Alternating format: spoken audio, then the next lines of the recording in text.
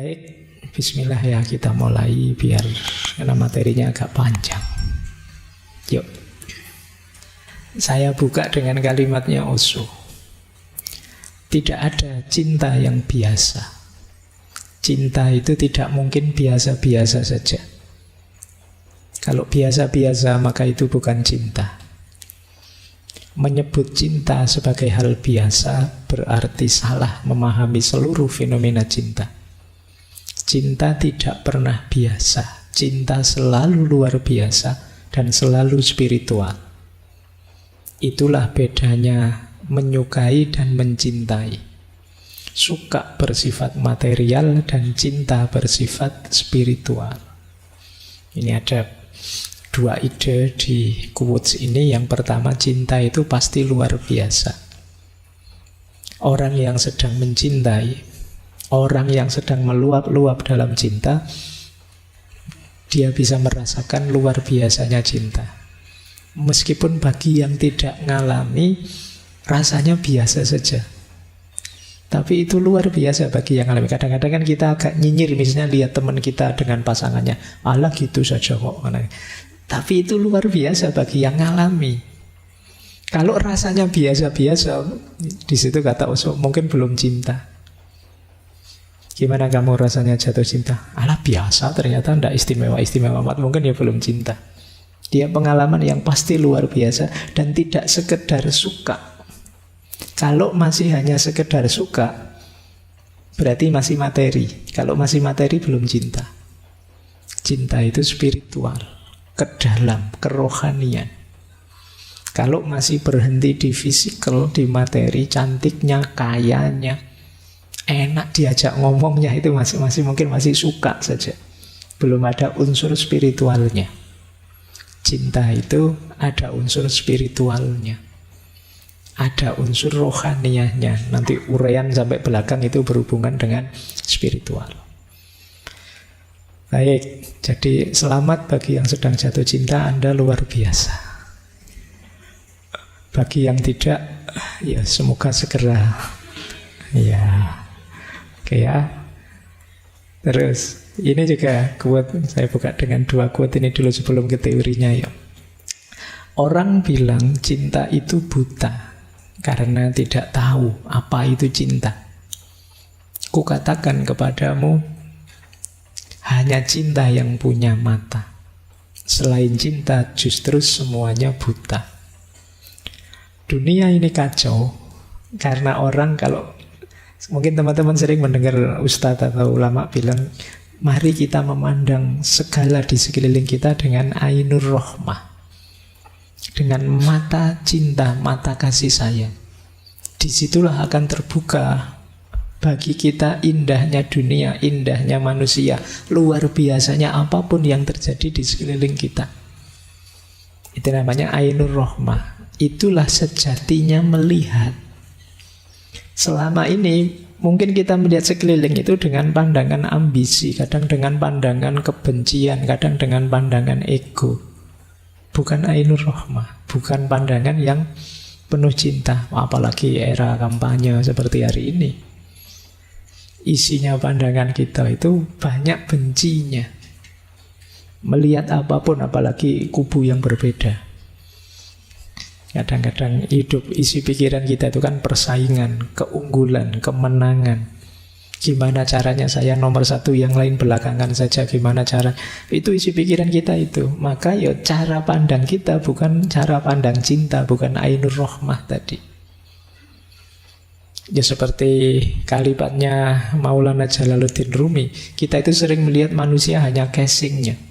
Kita tidak melihat di balik casing. Kalau di balik casing itu ada taman yang indah, kata Rumi. Yang itu bisa kita akses hanya dengan mata cinta, hanya dengan ainur rohmah. Ilustrasi sederhananya, kalau kalian sedang jatuh cinta, itu kan pasanganmu yang sedang kamu cintai, itu kan rasanya cantiknya luar biasa, tampannya luar biasa, indah luar biasa. Meskipun bagi teman yang sekelilingmu biasa saja. Alah, wong cuma kayak gitu aja kamu sampai segitunya sih. Loh, kamu tidak melihat keindahan yang dilihat orang yang mencintai ini. Maka kalau ingin hidupmu serba indah, pakailah kacamata namanya Ainur Rohmah tadi. Mata yang penuh kasih sayang. Ketika melihat manusia, kamu lihat kebalik dirinya. Di balik diri manusia itu ada banyak ayat-ayat yang indah. Bahkan ada wa nafakha fihi min ruhi, unsur ilahiyah di dalamnya yang maha indah. Cuma kita tidak akan bisa melihat itu kalau mata kita mata persaingan, mata iri, mata benci, mata ingin menaklukkan. Itulah yang membuat kata Osho, hanya cinta yang melihat, yang lain semuanya buta. Baik, menurut Osho, cinta itu ada 3 dimensinya. Kalau teman-teman sedang hidup dalam cinta, coba perhatikan ada di level cinta yang mana yang sedang teman-teman rasakan sekarang. Ada dimensi kebinatangan, ada dimensi kemanusiaan, ada dimensi ketuhanan. Tema kita cinta spiritual itu yang tema dimensi ketuhanan. Dimensi kebinatangan itu berkaitan dengan kebutuhan biologis, tarikan-tarikan hasrat nafsu. Kata Osho, normal kita punya itu, punya nafsu, punya keinginan. Tapi jangan berhenti di dimensi kebinatangan ini. Kenapa berhenti di dimensi kebinatangan? Jatuhnya kita hanya ingin enak saja. Kita hanya ingin nyaman saja. Kita jadikan yang kita cintai sebagai alat kita untuk memenuhi keinginan dan kebutuhan kita. Cinta yang berhenti di dimensi kebinatangan jatuhnya eksploitatif. Jadi jatuhnya memperbudak. Kata Osho, posesif. Kamu hanya milikku, tugasmu menggembirakanku, memenuhi keinginanku. Pokoknya segala kepentinganku harus terpenuhi dengan kehadiranmu. Nah, ini level kebinatangan. Yang kedua, level kemanusiaan. Kalau ini yang kita rasakan selama ini. Kalau yang pertama tadi kebutuhan biologis, kalau ini kebutuhan psikologis. Kita sama-sama saling butuh, kita sama-sama ingin menggembirakan, saling menguntungkan, membebaskan, tidak posesif. Nah, ini dimensi kemanusiaan. Cinta yang saling berbagi, saling setara. Ini dimensi kemanusiaan. Nah, jadi semacam kebalikannya yang biologis. Kalau ini saling membebaskan. Engkau jadi dirimu, aku jadi diriku, dan kita saling mendukung dalam kebersamaan kita. Oke. Terus ya, yang ketiga, dimensi ketuhanan. Kalau di dimensi ketuhanan ini sifatnya eksistensial. Tidak lagi melihat aku berhubungan dengan siapa, siapa yang aku cintai dan siapa yang tidak aku cintai. Dalam dimensi ketuhanan itu, aku sudah berubah jadi cinta itu sendiri. Pribadiku sudah jadi pribadi seorang yang pecinta. Kalau di nomor 1, nomor 2 cinta itu jenisnya masih hubungan. Tapi di nomor 3 tidak. Jadi fokus yang nomor 3 itu bagaimana membentuk diri kita jadi pribadi penuh cinta. Terhadap apapun, sikap kita, perilaku kita itu perilaku mencintai. Ini cinta di dimensi ketuhanan. Kita menjelma jadi seorang pecinta. Orang yang menjelma jadi seorang pecinta itu ketemu apapun, mode dan modusnya adalah modus mencintai. Modus mencintai itu ya modus ingin memberikan yang terbaik pada siapapun yang ada di hadapanku, di posisi apapun, di peran apapun. Ini cinta level ketuhanan. Diri kita sudah berubah jadi cinta itu sendiri. Makanya kata Osho, kalau masih jenisnya hubungan yang masih milih-milih aku mencintaimu dan aku tidak mencintai dia, ini masih belum di level ketuhanan. Kalau sudah level ketuhanan itu siapapun kita cintai. Sama seperti Allah itu kan siapapun hambanya. Ada yang mukmin, ada yang kafir, semuanya dicintai. Semuanya ditunggu untuk kembali. Jadi ini jenis dimensi cinta yang ketiga. Loh Pak, kalau begitu yang di nomor 3 ini nanti jadinya tidak fokus pada kekasihnya, tidak fokus pada... Tidak, ya kekasihnya ya tetap, tapi itu kan salah satu saja. Kalau di yang nomor 2 sama nomor 1 itu kan kamu aku cintai, dan yang ini tidak aku cintai, yang itu tidak aku cintai, yang sana malah aku benci, kan begitu. Tapi begitu pribadimu menjelma seorang pecinta, semuanya aku cintai. Ya tentu saja dengan cara mencintai sesuai syarat dan ketentuannya, sesuai ruang dan waktunya, tidak sama. Oh, karena kamu adikku, caraku mencintai begini. Karena kamu temanku, caraku mencintai begini. Karena kamu tetangga, caraku mencintai begini. Tapi pada semuanya yang aku berikan hanya cinta. Kenapa begitu? Karena karakterku, pribadiku sekarang berubah menjadi karakter seorang pecinta. Beda dengan yang nomor 2. Kalau yang nomor 2 saya masih hubungan, aku mencintaimu, aku mencintai dia. Kalau sama dia netral saja, kamu sama yang itu malah saya benci. Ini masih variatif, karakterku masih belum terbentuk jadi seorang pecinta. Apalagi yang nomor 1. Yang nomor 1 itu kata Osho malah belum ada cintanya. Yang ada hanya ego yang ingin dipuaskan, yang jatuhnya kemudian manipulatif, posesif, eksploitatif. Cinta rasanya kayak jadi penjara buat kita. Punya pasangan tambah gak bisa ngapa-ngapain sekarang. Gini gak boleh, gitu gak boleh, kan itu. Karena pasanganmu menuntut dipuaskan terus, kamu juga menuntut dia untuk dia memuaskanmu. Akhirnya saling memenjara, tidak saling membebaskan. Nah, itu yang dikritik oleh Osho. Baik, jadi ini 3 dimensi cinta. Lanjutnya. Terus nanti dari banyak konsep-konsepnya Osho bisa kita rinci. Dalam cinta itu ada 3 jenis hubungan. Yang paling berat yang pertama ini, codependent. Nanti ada independent, dan yang ideal yang ketiga namanya interdependent. Codependent itu orang yang kalau mencintai tidak mandiri. Dia tergantung, melekat pada yang dicintainya.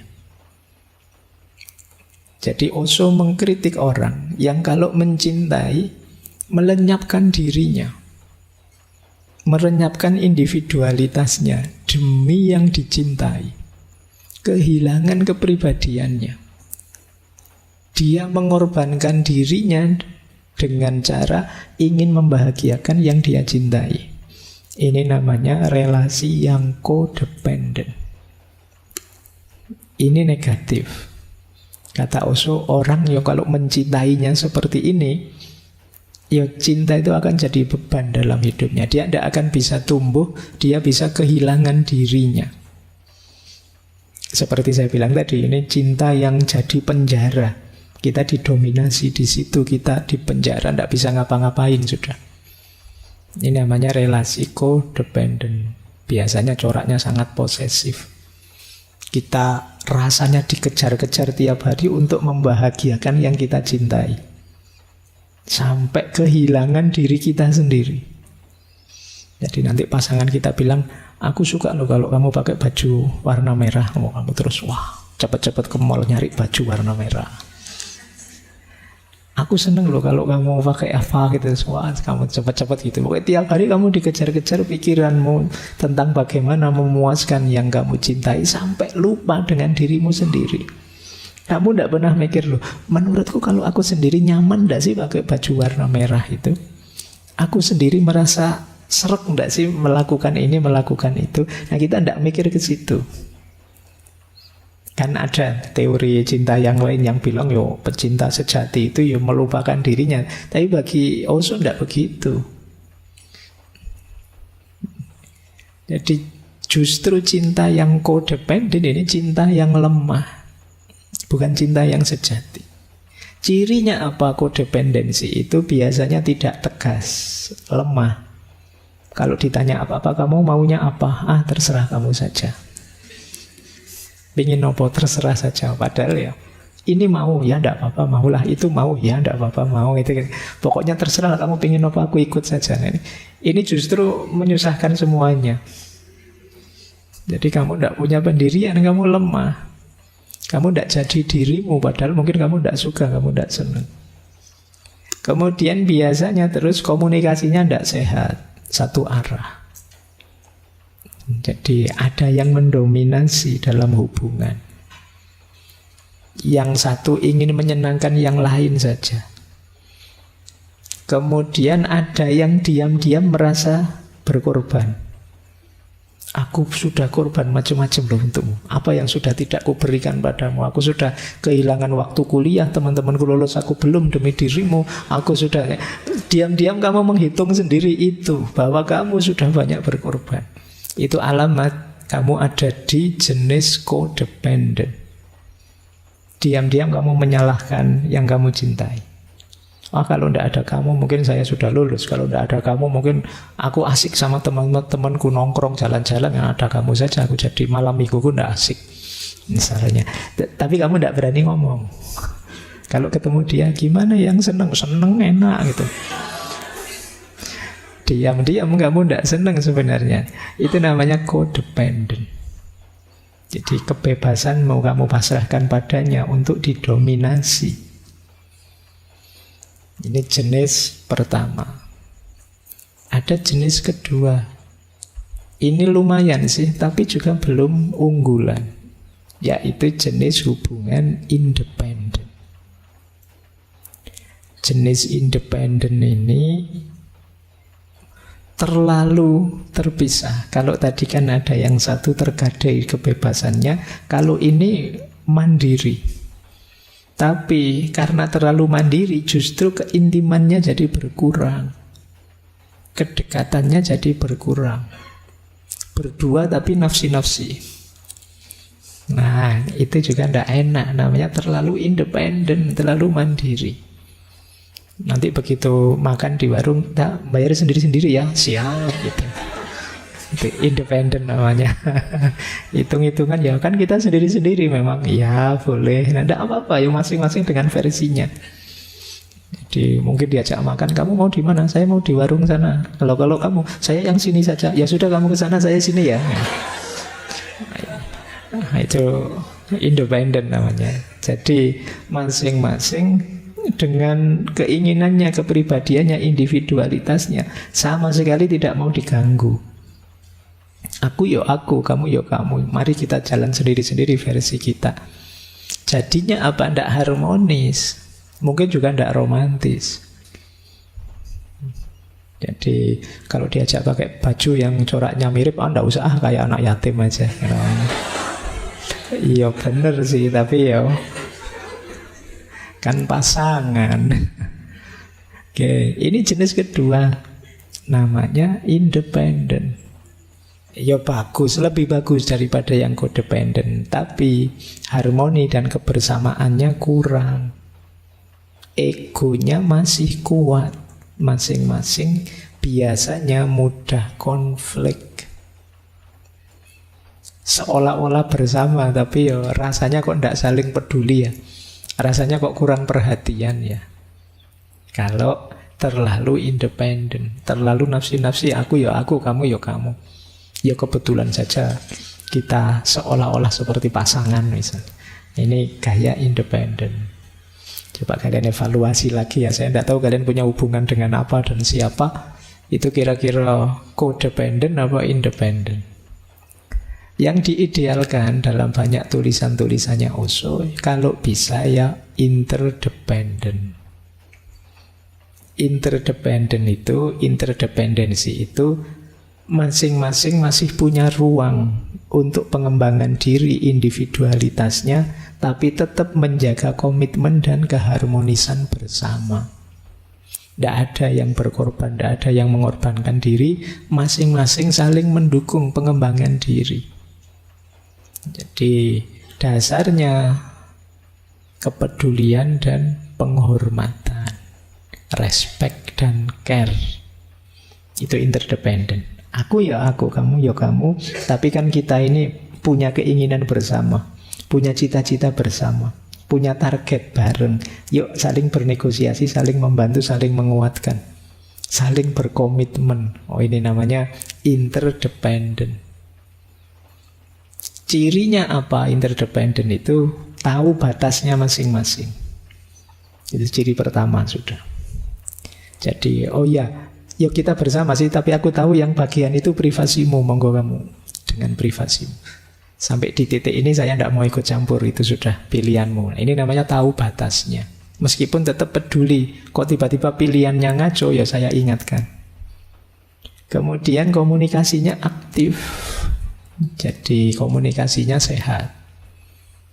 Tidak saling cuek, tidak diem-dieman atau ngotot-ngototan ingin mendominasi. Saling menghormati, menerima tanggung jawab. Siaplah kalau memang ada yang bisa saya bantu, saya bantu. Nah, itu namanya mau menerima tanggung jawab. Untuk pengembangan diri kita masing-masing, kalau aku bisa menyumbang apa, akan saya lakukan. Terus interdependent itu dasar dan cirinya lagi kepercayaan. Saling percaya. Kalau curiga terus, itu biasanya masih independen. Masing-masing tidak mau dicurangi, khawatir dikalahkan, khawatir didominasi. Akhirnya saling tidak percaya.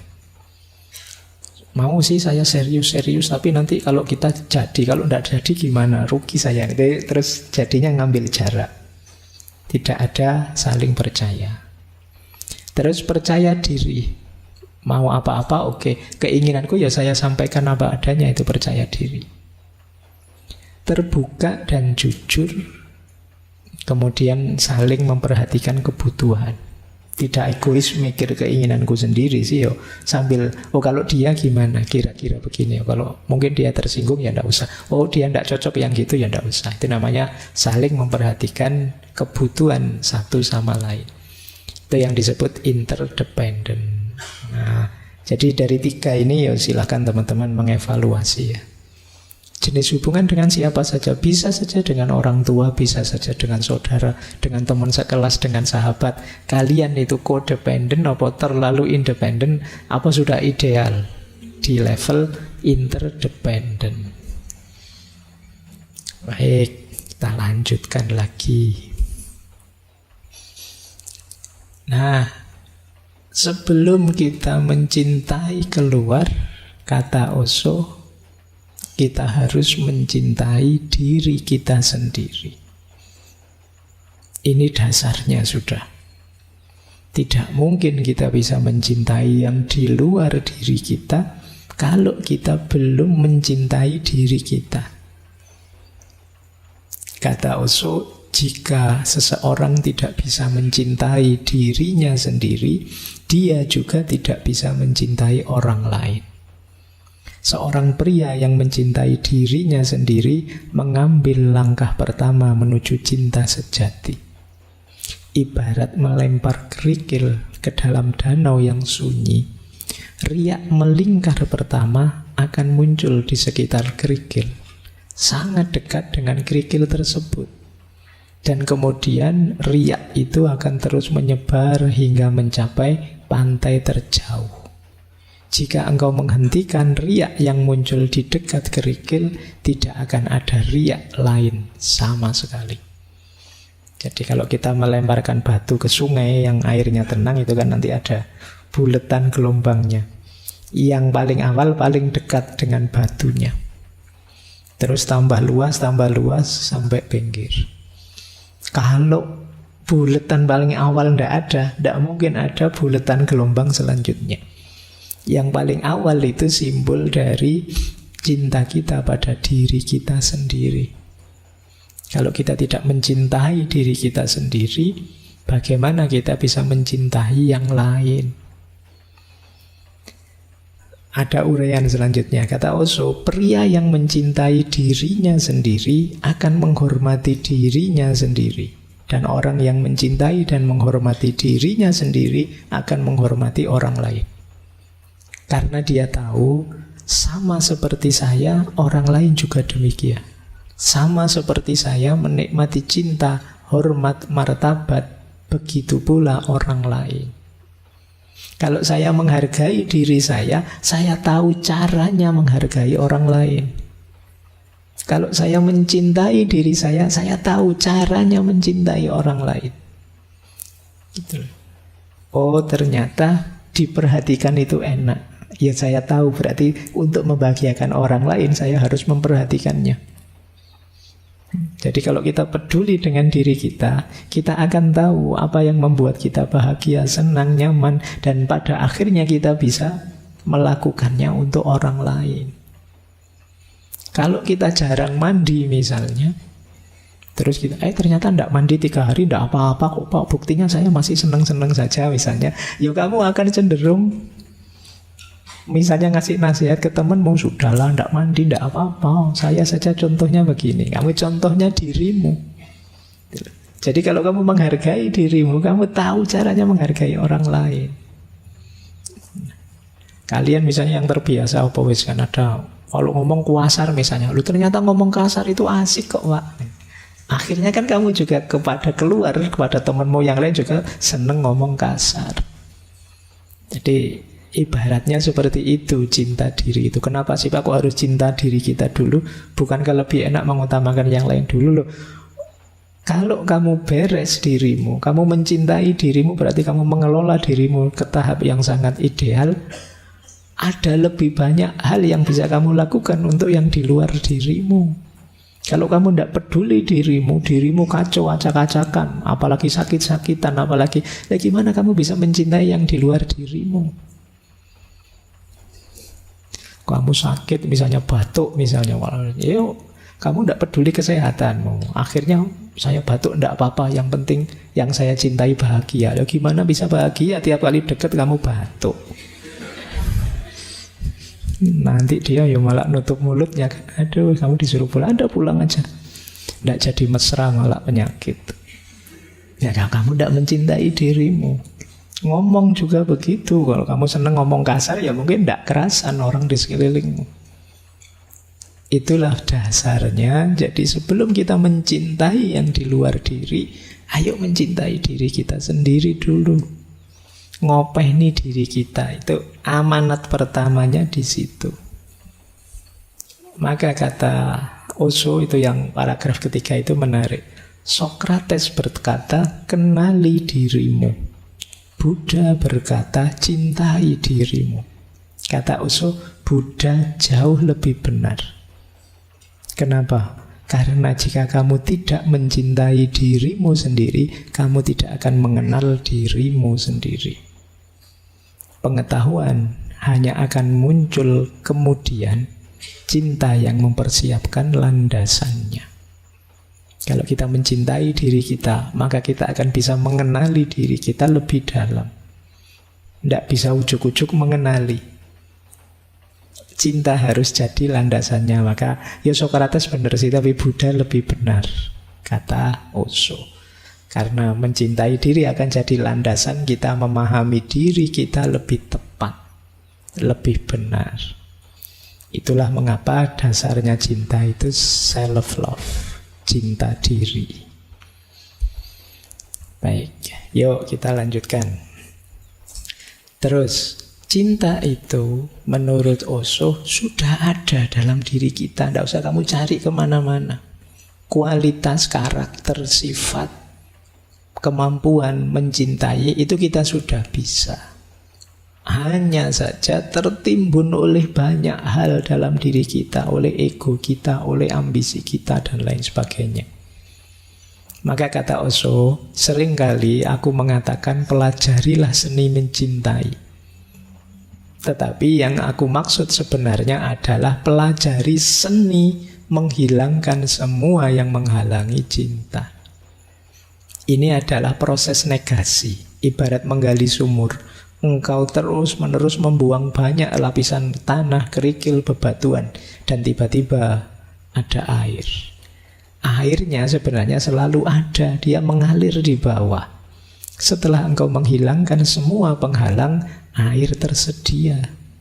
Begitu juga dengan cinta. Cinta adalah arus bawah dari keberadaanmu. Memang sudah mengalir, tapi masih banyak bebatuan, banyak lapisan tanah yang harus disingkirkan. Jadi tidak usah khawatir, Pak, saya itu tidak pinter mencintai, Pak, saya itu, semua orang pasti bisa. Buktinya kalau kamu jatuh cinta, ya tiba-tiba bisa bikin puisi. Tiba-tiba pinter nulis puisi patah hati dan lain sebagainya.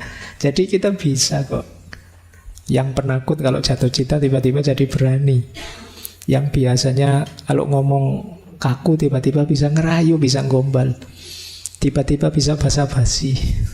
Tiba-tiba bisa menyapa. Itu dasarnya cinta. Kita bisa kok sebenarnya. Hanya saja selama ini banyak tertimbun oleh macam-macam.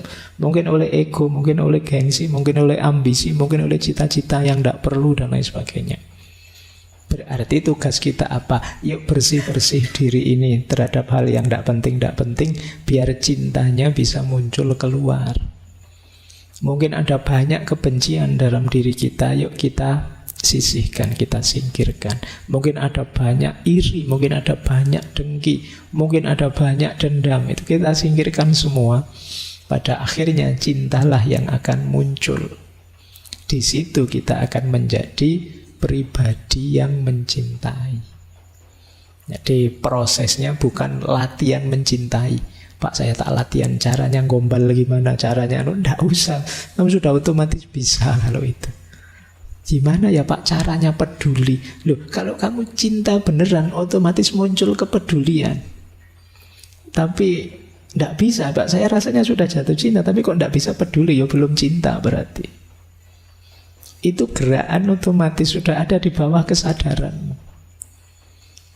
Jadi jalannya berarti apa? Bersihkan. Mungkin kamu belum cinta, masih pamrih-pamrih, masih dagang, masih negosiasi dengan yang kamu cintai. Kalau itu sudah murni cinta, otomatis kamu siap berkorban, otomatis kamu peduli, otomatis kamu ingin membahagiakan. Itulah kata Osho.